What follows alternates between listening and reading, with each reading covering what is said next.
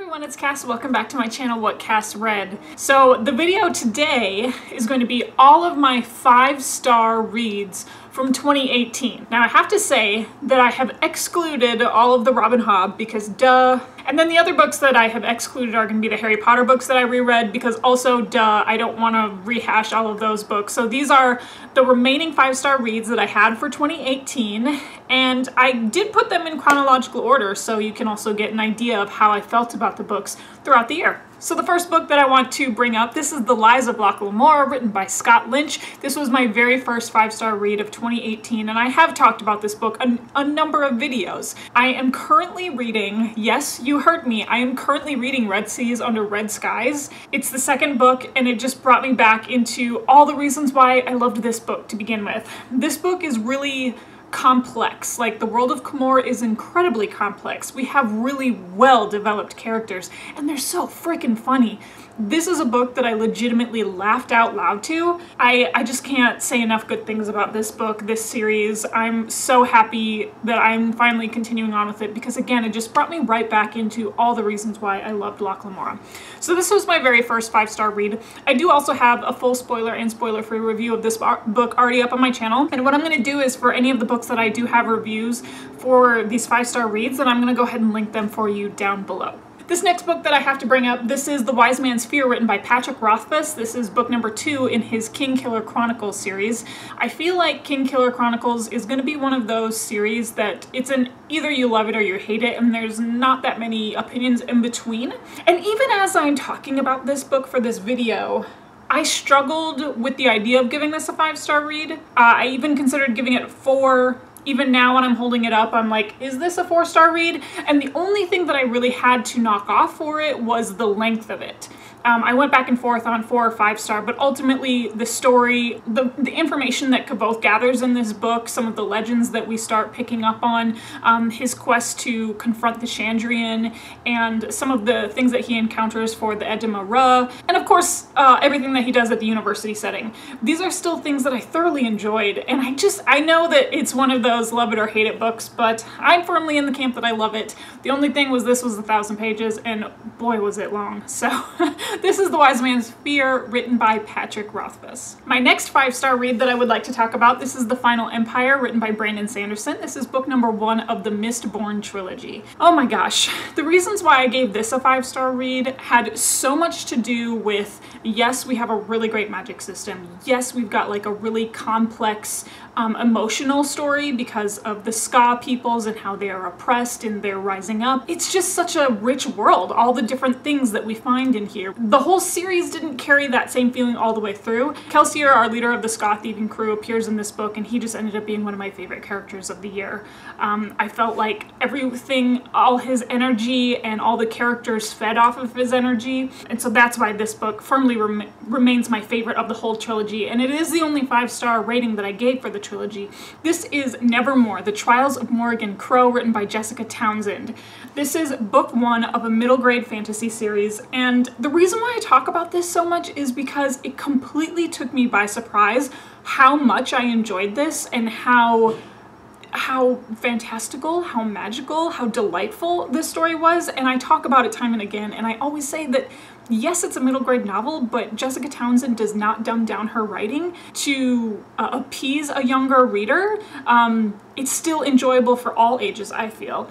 I read a review on Goodreads, and I had to like nod my head and agree with everything that this review said, but this review was talking about how books with, you know, the same tropes that we see over and over and over again are only bad when they're badly written. This book has every single trope that we've seen before. We have magical children. She's whisked away to this land where she meets new characters. She discovers what this new magical world is all about. That's a story that we've read before, but when they're written badly, they're written badly, and when they're written well, they're written really well. I think you have to give this a try if you haven't. I've said this time and again about this. This just completely rocked my world this year. This book is a series that I ended up rating 5 stars as well. So this is Traitor's Blade, written by Sebastien de Castell. This is book number 1 of the Great Coat series. I still have a review planned to put up for this whole series, but I'm trying to get through all my end of year videos first. And I talked about it in a number of my other videos as well. The reason why I gave this 5 stars is I think the audiobook narration really put this series over the top for me, because the narrator did such a great job portraying the humor, portraying the action. I think the blurb on this one, oh, maybe it's one of the other ones, but it says that this is probably the best Three Musketeers trope that we've seen since the original, and I would completely agree with that. It's gonna give you all sorts of the same feelings of the Three Musketeers, or even The Lies of Locke Lamora if you've read that one. But it's done really fresh, it's done really well, and that's why I rated it 5 stars. So then the next 5-star read to come out of that was Saint's Blood, which is the second book in the Greatcoat series. I felt like the first and the second book tied really well together. We had a new conflict in this one, and the stakes were raised. And I felt like this really propelled the story forward as far as who our main characters were becoming and the kind of conflict that they were enduring. And again, it was written really well. This did not suffer from like the second book syndrome at all. This was so great. So this was also a 5-star read for me that I finished up immediately after Traitor's Blade. All right, this is Spinning Silver, written by Naomi Novik. This was another 5-star read. This was actually my most anticipated read for 2018, and I'm so happy that it didn't disappoint me. It's always so nerve-wracking when you're really anticipating something and like, are you gonna give it the 5 stars that you think you were going to? This book is probably going to be contested because I feel like there's a lot of people who have put this book in maybe their most disappointing reads of 2018. This is a standalone fantasy novel. I feel like some of the complaints that people have are that either there were too many characters, or in the case of Uprooted, it moved too quickly. Maybe this pace moved a little bit too slowly, but for me, the writing was so beautiful. I loved our winter setting. I loved our Steric Fae King. I loved the female companionship that we had, and then the family companionship, the juxtaposition of the Jewish faith in comparison to the other villagers. There were so many things that this story offered me that I just loved. I went into it blind. I didn't want to really know that much about it, and I think that enhanced my experience as well, because I just had no expectations, and I read it in the middle of August, which is like not the vibe of this book at all, but I read it in August and it still gave me all the really beautiful wintry woodsy vibes that I think Naomi Novik was going for, so that's why I gave it 5 stars. All right, the next 5-star read that I have, this is Tyrants Throne. This is the 4th and final book of the Greatcoat series. So you see that one of the books did not make it because this is a 4-book series. That was the 3rd book. That one ended up making a 4-star read for me, and then Tyrants Throne picked right back up to the action that I was anticipating. This book wrapped up the series so completely. It's really hard, I feel like, when you build up to this like penultimate action. Where is that gonna go? How are we gonna conclude all of these character storylines? And I felt like Sebastien de Castell did a really great job, and that's why I ended up giving this one 5 stars as well. This is Wundersmith, The Calling of Morrigan Crowe. So this is book number 2 of her Nevermoor series, written by Jessica Townsend. And this one also kind of made me a little bit nervous because with such the great success and surprise that I felt with Nevermoor, like, was I gonna feel the same way about Wundersmith?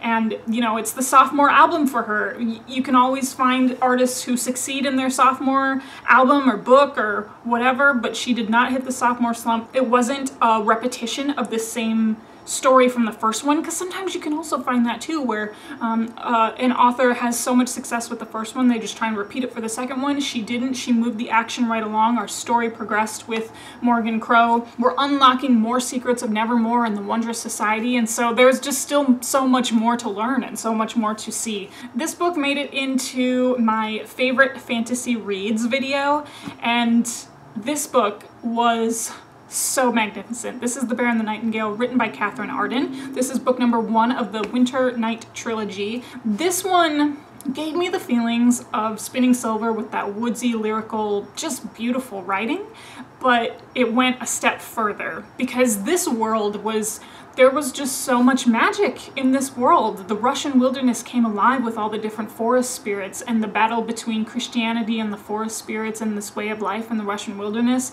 It just felt like magic permeated everywhere in this whole setting. It delivered on all fronts, and I'm not someone who reads that many fairy tale vibe stories, fairy tale retellings, but this one just completely knocked it out of the park. All right, and then my very final 5-star read of 2018, this is Grey Sister, written by Mark Lawrence. This is book number 2 of the Book of the Ancestor trilogy, written by Mark Lawrence, the first one being Red Sister.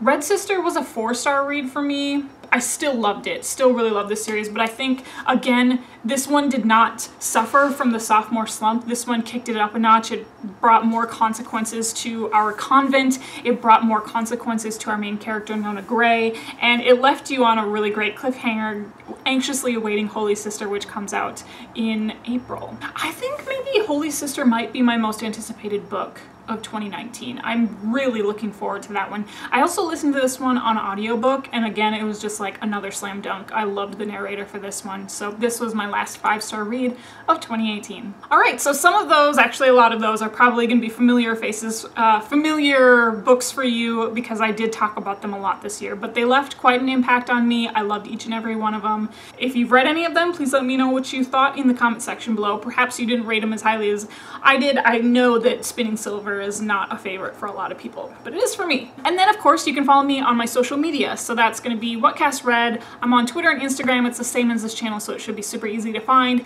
And then if you're more of a Goodreads person, that link is always listed down below. Otherwise, you know how these videos end. I'll talk to you later. Bye.